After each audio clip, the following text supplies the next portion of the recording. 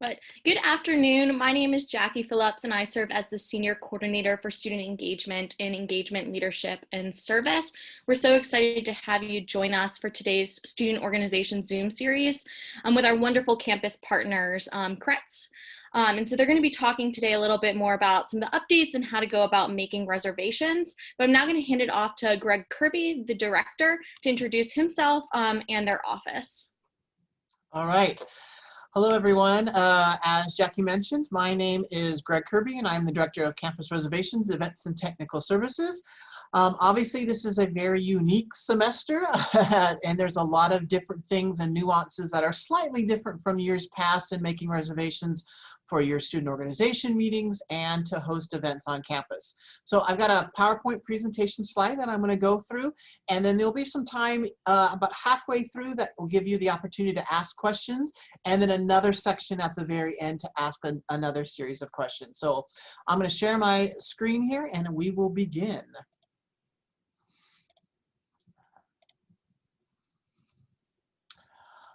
All right, well, first of all, welcome again, and if I can get this to work. There we go. And as I mentioned before, my name is Greg Kirby, and I'm the Director of Campus Reservations, Events, and Technical Services. What I want to do today really is talk about reservations and meetings for events for the fall semester here in 2020. Obviously, COVID-19 has provided some unique challenges and some different changes to the way we do our business this year.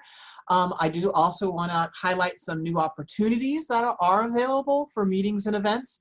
And also throughout the course of this presentation, you will also see some helpful reminders. So if you're having some hard time figuring out what to do, I've highlighted all of those that will be really great things for you to remember. All right, I'm going to start right off the bat here with academic reservations because this is something that was newly added to our plate for moving forward in this semester. As some of you may know, we were on hold for a little bit until the academic side of our operation here could make sure that all the classes were set first. As you know, due to COVID-19, they had to rework the entire class schedule for the entire university. And once the classes started, they wanted about a week to get themselves situated in case any last minute changes needed to be made. Now that all that has been settled and those changes have been made, we are allowed to go in and actually now support all of our student organizations with some of these event spaces. But there are some limitations that I do want to point out with making reservations for academic spaces. So the first question here I want to address is, what are reservations in academic spaces?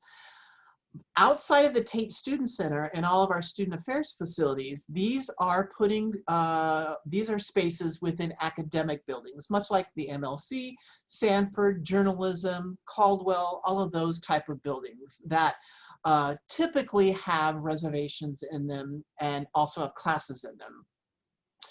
So here's the process that we have come up with to allow spaces to be used here on campus. So the first thing is, check the Tate Student Center first. While we are here and we have plenty of meeting spaces, those meeting spaces are not filled yet. So check the Tate Student Center first. If you can't find a space in the Tate Student Center, then I would recommend you filling out a classroom request. So here are the rooms that are available and the buildings that are available under academic classrooms. The MLC, first floor only, and selected rooms on the second floor. Now, helpful reminder, you're going to see the little Mickey hand right here. Helpful reminder, the use of AV in the MLC building costs $25 plus tax for meetings. Sometimes student organizations forget this little nuance about making reservations in the MLC. That is a CTL requirement that they charge for the use of that equipment. We cover the cost on your behalf, and then when we invoice you, we recover that cost back to our department. So just remember that. Journalism, 5th floor, is also available for academic reservations, along with Sanford, Caldwell, Park, North and South PJ auditoriums. Just a helpful piece of information. AV usage and journalism, Sanford, Caldwell, Park, North and South PJ are free. So if you're concerned about budgetary restrictions, don't go for the MLC, go for journalism, Sanford, Caldwell, Park, North and South PJ auditoriums. Much like all of the buildings here on campus, all of the building hours have been adjusted even in the academic spaces as well. Weekdays, we are taking reservations all the way up to 9 p.m. That means your meeting must conclude by 9 p.m. So just be aware that when you make your reservation on the time frame that you want that. On the weekends, Saturdays and Sundays, the Tate Student Center and the MLC are the only available buildings to make reservations for your student organization meetings. The MLC on Saturdays opens at 10 a.m. and the MLC on Sunday opens at 11 a.m. And as I just mentioned, all events must conclude by 9 p.m. even on the weekends as well. We get this question a lot. So we want to be able to, even though we have maybe 80 people, we have 100 people in our group, and we know that the MLC typically has been a space that we've reserved, and we know there are several large lecture rooms in the MLC. Typically on a normal semester, yes, those spaces would be available, but due to the capacity reduction sizes, there are only 3 large lecture halls available this semester. So, and those are going to go quickly. So any group whose attendance is over 80 should really consider hosting their meeting online, because due to the capacity numbers, there are no other spaces on campus inside of a building, inside of a room, to allow over 80 at this point due to capacity limitations. Study sessions. A lot of groups like to book the MLC for weekly or daily study sessions for your organizations for up to all-day reservations that they just want a room where they know they can go and study. Given the fact that we have limitations on how many rooms are available to this year and how many, what their capacity restrictions are, that we need to do our study spaces are a little differently. So study rooms this semester are limited to only 2 hours once a week, where that is typically you've had more access. This year, unfortunately, this semester, I should say, 2 hours once a week. Now, to compensate for that, here's something that is brand new that wasn't actually created by our office here in Campus Reservations. This was actually created by the Libraries Department and Space Management on campus. Recently, a map was just released for all of the study spaces on campus, whether you're looking for a place to hang out, a place to study, a place to Zoom a class, or even outside spaces as well. This map gives you a variety of different places where you as an individual or a small group of people can gather to study on campus.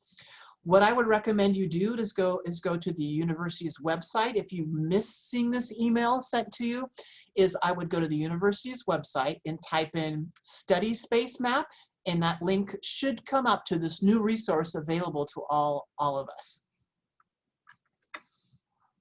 So that's all I have for academic reservations. So I really wanted to open up to see if any of you had any questions about academic reservations. Just be aware that after this, I'm going to move on and I'm going to talk about the Tate Student Center and Memorial Hall, tabling locations, and lawn spaces next. So if you have questions about academic reservations, I'd be more than happy to answer any questions right now.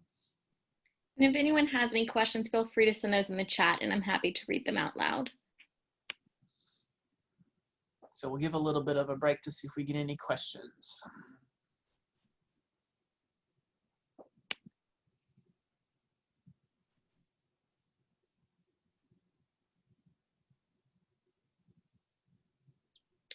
And I don't think there's any questions at the moment, but we'll see towards the end if any come up.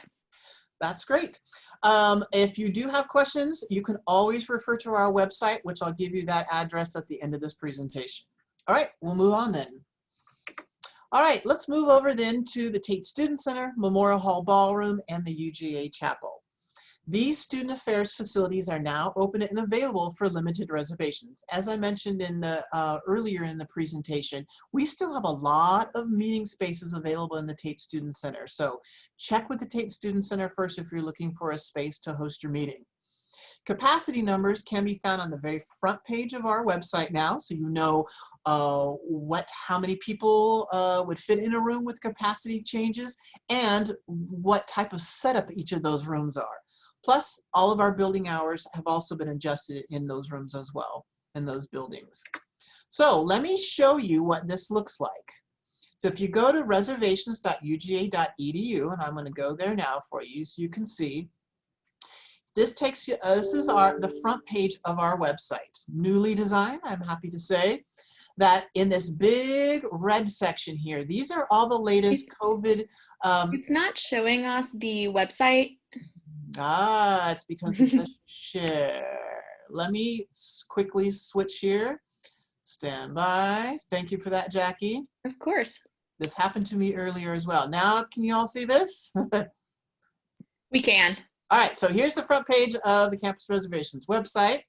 And if you scroll down just a little bit, this little box in red gives all of the information about academic reservations and any COVID-related information that we may continue to update.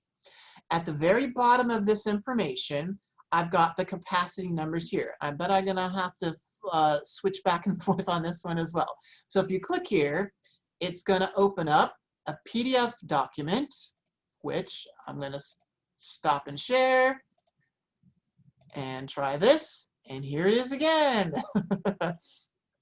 Here's the capacity numbers. So we've got the Tate Student Center, here's all the rooms, and the capacity numbers of how many people can be in a room, and the setup type. And I'll talk about these in a little bit, including some of our larger spaces, Grand Hall, and how many people can fit there. Just be aware that Grand Hall is an empty room, but if you add furniture into that room, it does cost extra for that reservation. Memorial Hall, here's the ballroom. 45 people can fit capacity-wise in that space. The UJ Chapel, 86. And here's all of our outdoor spaces, including the Tate Plaza, Memorial Plaza, and all of our lawn spaces as well, including some of our campus-wide lawn spaces, Hurdy Field, New College Lawn, and Legion Field. So I'm going to stop my share again and return back to my presentation.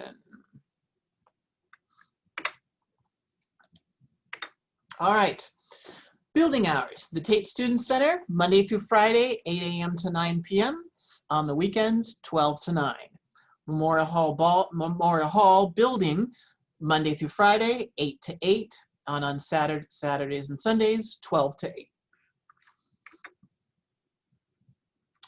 I kind of skimmed over, I told you about the capacity numbers, but I kind of skimmed over a little bit about the pre-designated setups, and which is kind of located here. Be aware that Tate 145, 144, 143, 138, 142, 141, and 479 all come preset as lecture style. This means it's chairs. There are chairs, only chairs in the room.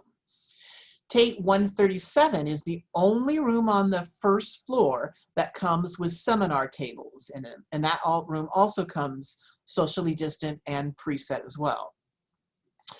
Tate 471 on the fourth floor, 472 and 482 have a conference table in the middle of them, and those rooms come preset as well. Here's the fun rooms that you all should be aware of here. Tate 473 and 480 are always empty. This gives you the opportunity to create your own type of setup. Now, obviously during social distancing, capacity numbers will still be in play on trying to set this up in a particular setting. But realize that being that this is an empty room, if you add furniture to this room, furniture would cost extra for that. So just be aware. Some people get confused about these two rooms, that why do I get free furniture in one room and not in these two rooms? Because these two rooms, we set as empty so you can create your own space. I've mentioned this before, but it's the big Mickey handout at the bottom here. And yes, the AV and the Tate Student Center and all these meeting rooms is free. So if you're thinking about your budget and want a free access to AV, all the meeting rooms in Tate are free.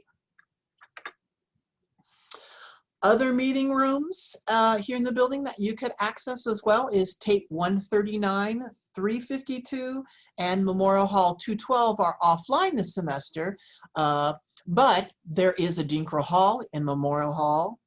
That is a room you can reserve. And the intersection in the Tate Student Center is another space that you can reserve. However, that's not reserved through the campus reservations office. That is actually reserved through multicultural services and programs, and you actually would need to go to their website to reserve the intersection. Tabling. We are offering, as we normally do, table opportunities outside of the Tate Student Center.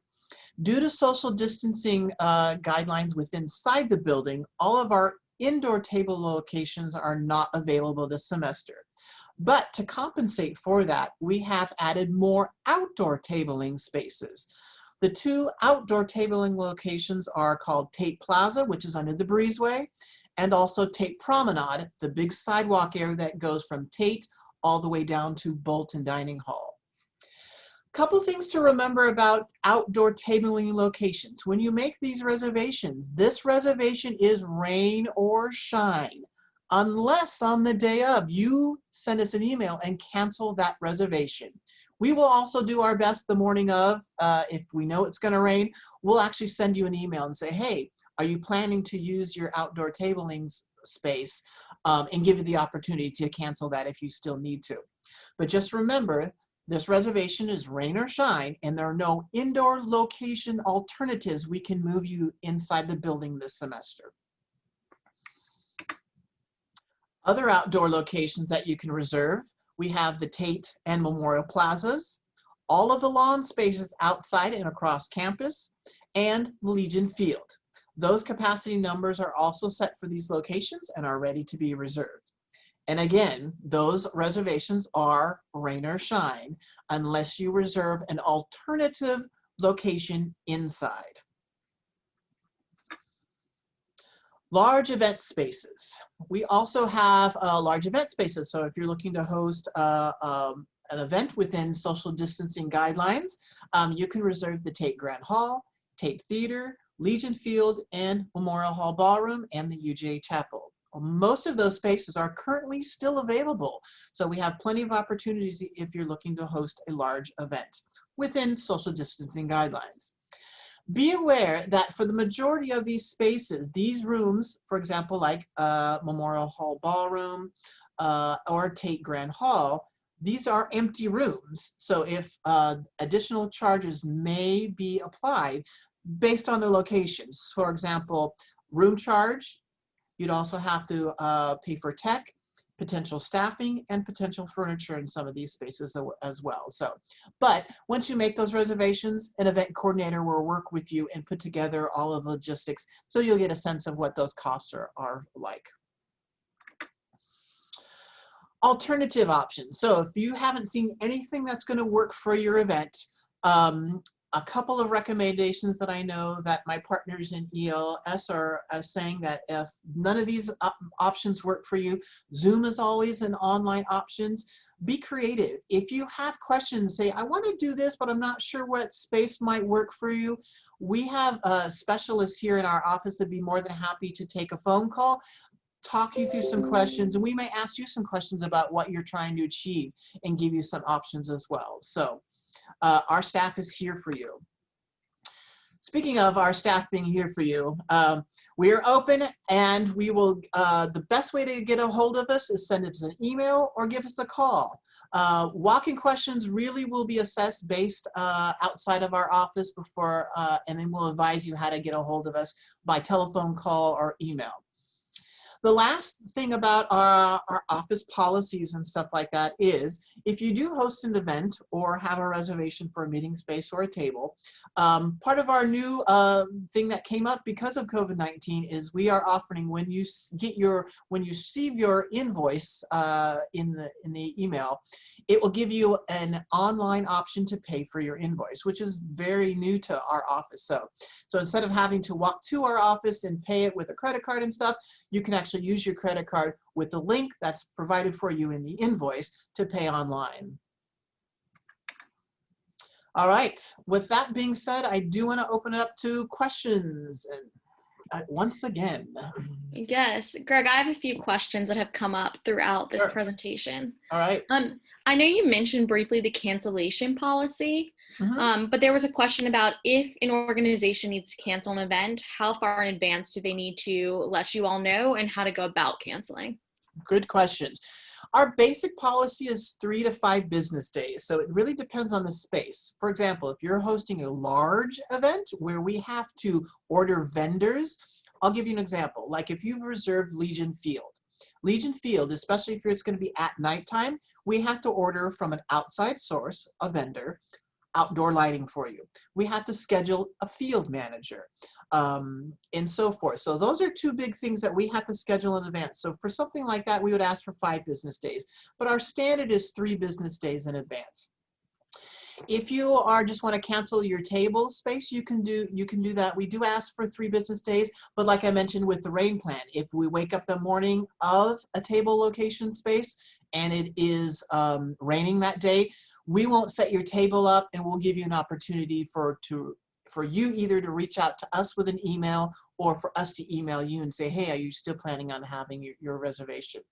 The only way we do cancellations, however, and this is the important part about cancellations, is we do need a paper trail of that cancellation. It can't be done by the phone, by calling our office. It has to be done by email. And at the end of this presentation, I'll put up a slide to give you our email address for that. Awesome, thank you. And then Leah just asked, for rooms that have furniture, are we allowed to move the furniture around the room? Additionally, is the furniture already set for CDC guidelines? Good question. Yes, the furniture is already set for social distancing capacities, and so we ask that you do not move the furniture around. If you are looking to create a different sort of space for your event, then I definitely would say book one of those 2 empty rooms so you can create your own design. Yeah, and the reason that is because, yes, the rooms are set to ensure social distancing. Thank you. And then another question that came in is, what are the expectations for cleaning for student organizations after utilizing any of these spaces? Excellent question. There are hand sanitizer wipes and wipes throughout the Tate Student Center. So the only thing that we ask that you do is grab some of those wipes on your way into your meeting, wipe down the tables and so forth, and then when you're finished and concluded with your event, wipe down the tables and chairs and stuff like that. Those the wipes should be are available all through the Tate Student Center and should be available in all the academic buildings as well. If you are having an event with food, now this is non-COVID related. If you are having a meeting with food, always, even in non-COVID times, that we ask you that you take out your trash. We ask that you clean up all your pizza boxes. If you've got trash, leave the room the way you found it. We always put in work orders, and so when we have our facilities folks come in to clean the space, if they see that food was in the space, they'll take care of it, but it will cost you extra if they have to do that work for you.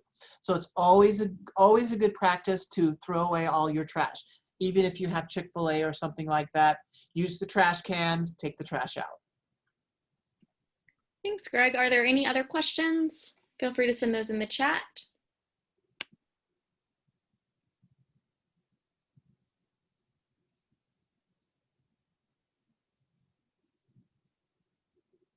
Okay, not seeing any other questions at the moment, but we'll keep our eyes on the chat.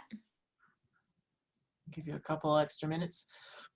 While you're kind of thinking about more questions and stuff, here's some information. Our website again, reservations.uga.edu. It's got all of the guidelines on the first page. That's where you access making a reservation in Tate Memorial or an academic classroom space. And on the side of the website, it will also give you the drop-down links to read through all of our policies and read through all of our pricing as well. If you want to cancel our event or just have questions for us, you can email us at reserve@uga.edu. And then Leah just asked, can you go more in depth about how the outdoor tables are set up? Sure. Let me see if I can pull up our map actually. Let me grab that real quick, and then I'll be able to pull it up. All right, let me share my screen here again.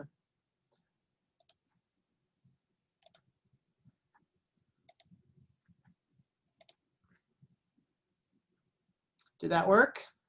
Yep, there it is. All right, so here is a brand new map that we edited specifically for this semester. So as I go through this, here's the Tate Plaza. A lot of people get confused between the Tate Plaza and the Tate Plaza table spaces. While this entire area is considered the Tate Plaza, these are the Tate Plaza table spaces, 1, 2, 3, 4, 5, 6, and 7. If you reserve the Tate Plaza, this doesn't come with table spaces, but you can add your own to this reservation. And it kind of draws a distinction between the tabling location, which is under the breezeway, and the plaza area where the stage is located. So some people get that confused a little bit. The only two spaces not available for tabling reservations this year due to social distancing is tables 1 and 4, because you see how close they are to 2 and how 4 is too close to 5. This is a little deceiving because there's actually more space between 6 and 7. So there is a little bit more space there. Then from here on down the walkway, we call this the Tate Promenade. And we start here. This is the bookstore over here, and this is the North Lawn. So you've got promenades 1 and 2, and then there's the bridge space. And then we continue going down the promenade here with 3, 4, 5, and then there's a little walkway here. Then 6 and 7, and then there's a bench, and then 8 and 9. All of these spaces are 6 feet social distance, from 1 to 2 to 3 to 4 to 5 to 6 to 7, 8, and 9. Then as you turn the corner in front of the Tate Student Center, then you've got more promenade table spaces, 10 and 11. Then there's another bench on this walkway. Then there's 12 and 13. Then there's a little space, and there's a planter here, and there's 14 and 15. So obviously this is not to scale, but at least gives you an idea of where those table spaces are located. Does that help answer your question, Leah?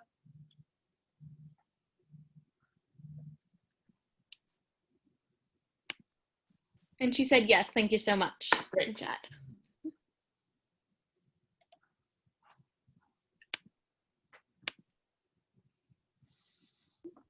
Any other questions?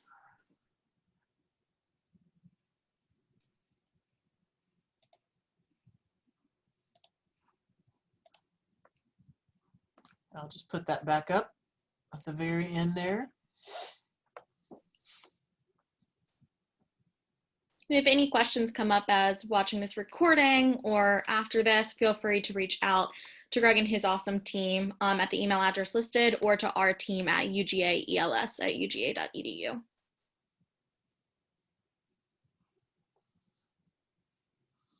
All right, well, if there are no other questions, that's my presentation then. I hope you really got a lot out of this. And if you do have questions, I know it's a lot of information, a lot of changes this year when it comes to reservations, but I hope the one thing you do get out of this is we want to help support you and your student org engage in ways that it might be different this semester.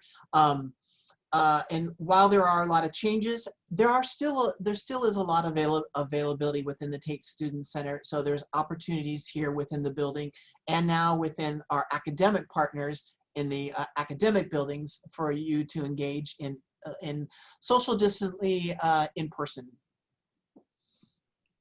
Awesome. Well, thank you so much, Greg. We greatly appreciate it, and thanks so much for all the information. All right, you're welcome. Thank you, Jackie, for inviting me.